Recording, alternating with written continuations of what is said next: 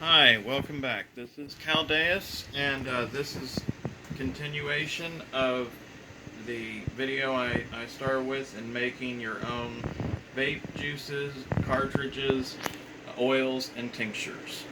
And this is what we were left with yesterday after it has been thoroughly mixed. Now, I used a um, stir hot plate. You do not have to use one of these. Um, if you're interested in learning to use one of them, I am more than happy to do a video on them and explain a little bit better about them. They're really useful if you make your own e-juices, but when it comes to the tinctures and oils and stuff, it's more of a convenience than a necessity. And really, even with the e-juices, it's more a convenience than a necessity. But anyway, now, unfortunately, it's cooled down a little bit too much, as you can see.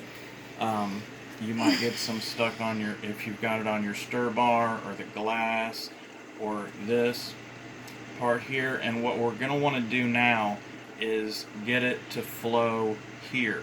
And the longer we wait, the more solid it's going to become. So you're going to want to have a torch or a lighter handy.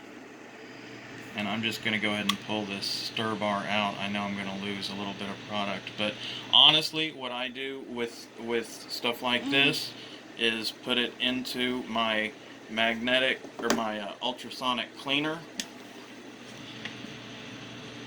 which I'll show at one point, and you can actually use that to make THC products for animals. Anyway, so after we get that out, it's going to make this a lot easier, and just run your torch anywhere that you see that product, and it'll immediately turn it into a nice runny liquid and get it all, or get as much as you can down here at the bottom.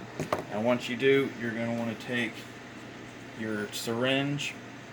And I know they can be a little bit scary, but remember, you're using blunt tip syringes. These are not medical syringes. These are specifically used in crafts. Don't be scared of them. Okay?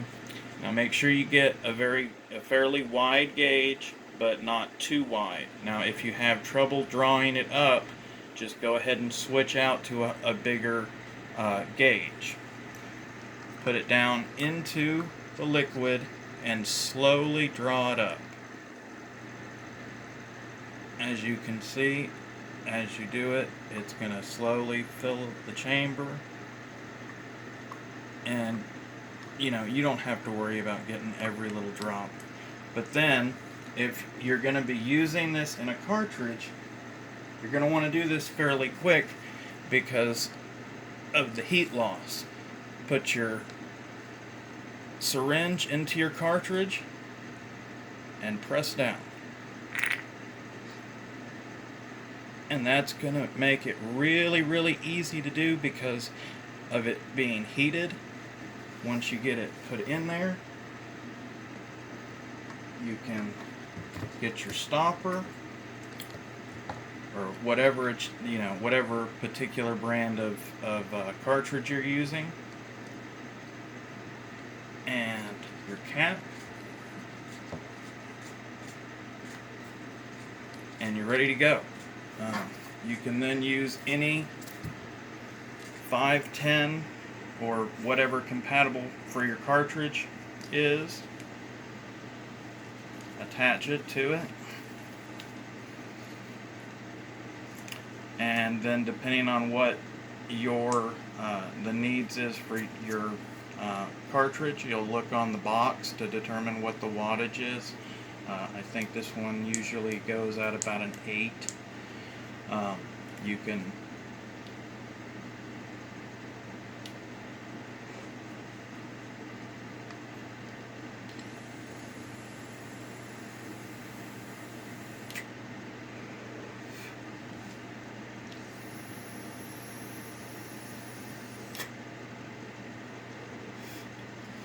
and easy peasy, you're done. You've got a cartridge you can take with you on the go. You've got a cartridge you can easily use at home. Now, once it's cooled down, it's going to be much, much more viscous. In fact, it's more than likely not going to move. Now, if you start to use it, especially with certain cartridges, it will heat up, and in those times, it will be less viscous up here. Don't worry about that. It's perfectly fine. The way that most of these cartridges work is they have a small wick at the bottom, and they pull the liquid into this area down here, which superheats a very, very small part of it into vapor. And since this liquid is very, very easily made less viscous in the heat, just the heat from this action down here is going to make it where all of this is able to have no problem getting down there. Now, sometimes you will get a clog. Sometimes you'll blow out a cartridge. It's frustrating, but it will happen to you, no doubt. Now, in those cases, what you can do, and if you all want me to, I'll make a video on how to do it. You'll actually warm up the actual cartridge, put in your syringe back into the cartridge, and essentially do what you did in reverse and suck as much of out as you possibly can. As for what cartridges to use, it's pretty much up to you. Find reviews, ask friends. I like the C-cell cartridges when I use cartridges.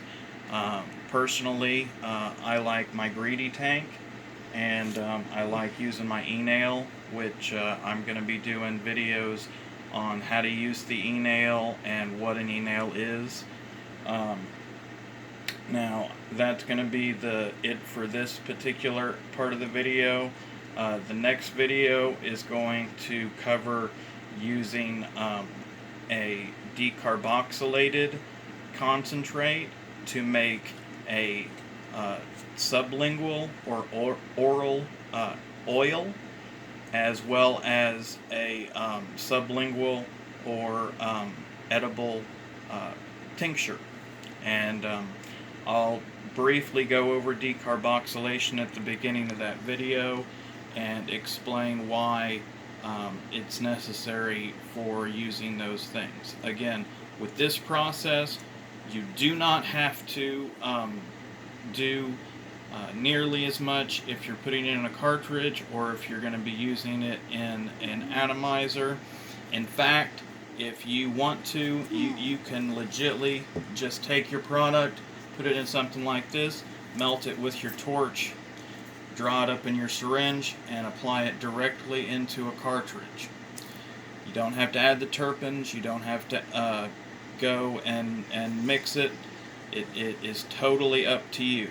The terpenes, I have found, do make a big difference, and depending on which setups you do or how much you put in and what strains you use it with, can make a huge difference in your medical benefits.